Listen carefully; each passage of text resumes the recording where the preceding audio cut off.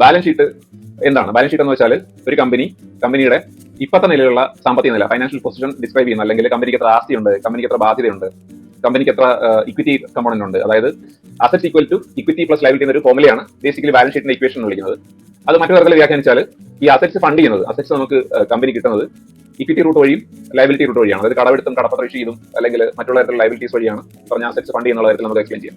മറ്റൊരു തരത്തിൽ ഇത് എക്സ്പ്ലെയിൻ ചെയ്യാൻ നോക്കിയാൽ ഇക്വിറ്റി എന്ന് പറഞ്ഞാൽ ഞാൻ ഇക്വിറ്റി അടുത്ത കൊണ്ടുവരികയാണ്. ഇക്വിറ്റി അടുത്ത കൊണ്ടുവന്നാൽ ടോട്ടൽ അസറ്റ്സ് മൈനസ് ലയബിലിറ്റി എന്നൊരു കാര്യത്തിലോട്ട് പറഞ്ഞ ഇക്വേഷൻ മാറുകയാണ്. അപ്പോൾ അവിടെ അത് ഇക്വിറ്റി എന്ന തരത്തിൽ ഇക്വിറ്റി നമ്മൾ ഡിഫൈൻ ചെയ്യുമ്പോൾ റെസിജ്വൽ ക്ലെയിം ഓണർഷിപ്പ് എന്ന് പറയാം. അതായത് നിങ്ങളുടെ കമ്പനിയുടെ അസറ്റ്സും ലയബിലിറ്റി, അസറ്റ്സ് മൈനസ് ലയബിലിറ്റി, അതായത് കമ്പനിയുടെ മൊത്തം എത്ര ആസ്തി ഉണ്ടോ കമ്പനിക്ക്, അതിനകത്ത് മൊത്ത ബാധ്യതകളെല്ലാം കുറച്ചിട്ട് ബാക്കിയുള്ളതിനെയാണ് മൊത്ത ബാധ്യത എന്ന് പറയുന്നത്. ടോട്ടൽ ലയബിലിറ്റീസിൽ ബേസിക്കലി അതിനകത്ത് ഇക്വിറ്റി പെടും. അതായത് ബാധ്യത കുറച്ചിട്ട് ബാക്കിയുള്ള ആസ്തിയിലാണ് ബേസിക്കലി ഈ പറഞ്ഞ ഷെയർ ഹോൾഡർ എന്ന നിലയിൽ നമുക്ക് ക്ലെയിം ഉള്ളത്. അപ്പൊ അതാണ് ഇക്വിറ്റി എന്ന് പറഞ്ഞാൽ ബേസിക്കലി ഒരു തരത്തിൽ പറഞ്ഞ നെറ്റ്വർക്കാണ്. അതായത് കമ്പനിയുടെ ആസ്തി മൈനസ് ലയബിലിറ്റി ആണ്, ബാധ്യത കുറച്ചുള്ള കാര്യമാണ് ഈ പറഞ്ഞ ഇക്വിറ്റി.